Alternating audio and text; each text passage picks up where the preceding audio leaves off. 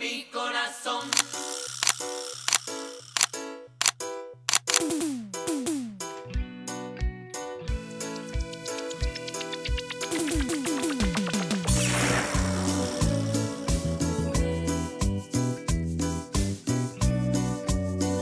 Quantities of drugs to US consumers.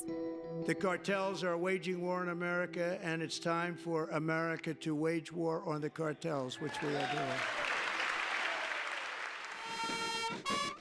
President Donald Trump is pressuring Mexican President Claudia Sheinbaum to crack down on the cartels, threatening tariffs and even military strikes.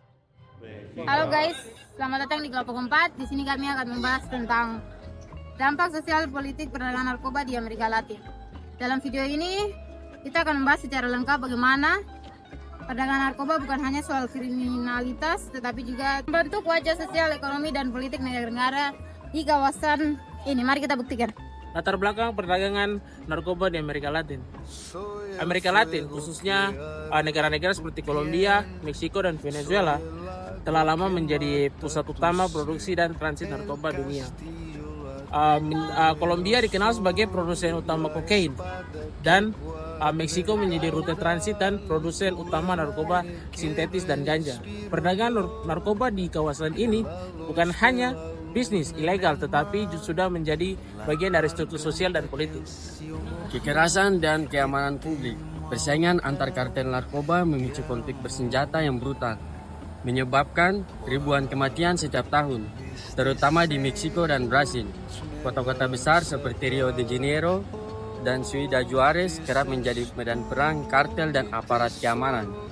Kehadiran militer dan polisi dalam skala besar seringkali justru memperburuk situasi, dengan operasi yang berujung pada pelanggaran HAM seperti penyiksaan, eksekusi tanpa pengadilan, dan penggerebekan sewenang-wenang. Yang kedua adalah pengaruh pada komunitas miskin. Di kawasan kumuh seperti Venezuela di Brasil, kartel narkoba sering menjadi penyelamat dengan menyediakan pekerjaan, layanan kesehatan, dan juga pendidikan bagi warga sekitarnya. Namun ini juga memperkuat kontrol sosial, kartel, dan komunitas tersebut. Berikut juga ada anak-anak muda yang miskin dan terpinggirkan menjadi saran utama perekrutan untuk geng-geng narkoba, karena narkoba menawarkan jasa pintas untuk memperoleh pengakuan sosial dan juga ekonomi. Yang ketiga adalah overkriminalisasi dari penjara. Kebijakan perang terhadap narkoba menyebabkan lonjakan jumlah narapidana, banyak di antaranya adalah pengguna narkoba, kurir kecil yang tidak melakukan kekerasan, penjara menjadi penuh sesak, kondisi memburuk, dan juga kekerasan antara narapidana meningkat. Banyak tahanan menjalani penahanan pra persidangan yang lama tanpa kejahatan hukum, memperburuk pelanggaran hak asasi manusia. Dampak politik perdagangan narkoba, korupsi dan infiltrasi politik. Kartel narkoba memiliki sumber daya finansial besar untuk menyuap pejabat pemerintah, polisi, bahkan politisi tingkat tinggi. Di beberapa negara, kartel menciptakan negara dalam negara, di mana hukum mereka lebih berkuasa daripada hukum negara. Fenomena narco states atau narco government, negara terlibat langsung atau tidak langsung dalam bisnis narkoba. Ini terjadi baik di pemerintahan sayap kiri maupun kanan. Yang berikut, melemahnya institusi negara. Korupsi yang merajalela melemahkan kepercayaan publik terhadap institusi negara seperti kepolisian, kehakiman, dan pemerintahan.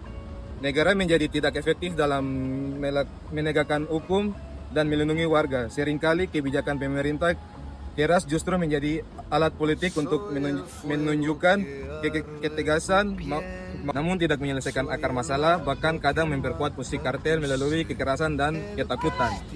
Yang berikutnya, militerisasi dan investasi. Amerika Serikat memainkan peran besar dalam perang melawan narkoba di Amerika Latin dengan memberikan bantuan militer dan pelatihan kepada negara-negara kawasan ini. Namun, ini justru mendorong militerisasi, penegakan hukum, dan memperkuat posisi militer dalam politik domestik. Militerisasi seringkali berujung pada pelanggaran HAM dan memperburuk hubungan antara warga sipil dan negara. Siklus kekerasan dan ketidakadilan. Upaya merantas narkoba seringkali gagal memicu siklus kriminalitas. Ketika suatu artikel dihancurkan artikel lain, munculnya menggantikan sementara itu, masyarakat sipil tetap menjadi korban kekerasan, tetapi menjadi intimidasi, kehilangan kepercayaan dan negara. Kebijakan solusi dan sosial, seperti rehabilitasi dan pencegahan, hanya memperparah marginalisasi dan kemiskinan. Upaya dan tantangan reformasi kebijakan. Beberapa negara mulai mencoba pendekatan baru seperti legalisasi ganja di Uruguay dan Meksiko, serta modal regulasi lebih manusiawi. Tujuannya adalah mengurangi kekerasan dan beban sistem peradilan.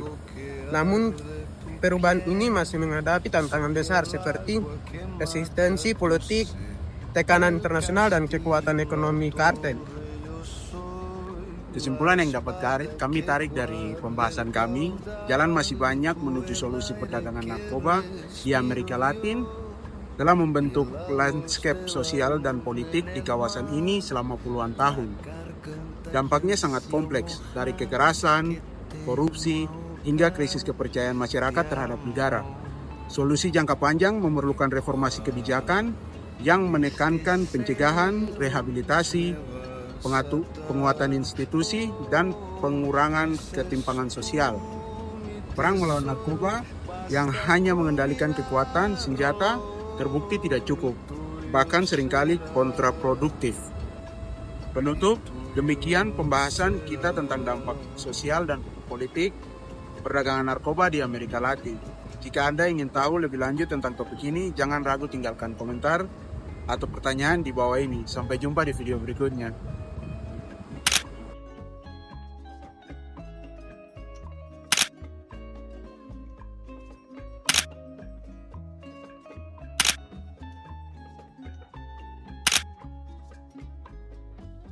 Soy el fuego que arde tu piel, soy el agua que mata tu sed, el castillo, la torre, yo soy la espada que guarda el caudal, tú el aire que respiro yo, y la luz de la luna en el mar. La garganta que ansío mojar, que temo ahogar de amor. ¿Y cuáles deseos me vas a dar? Oh, dices tú, mi tesoro, basta con mirarlo y tuyo será. Y tuyo será.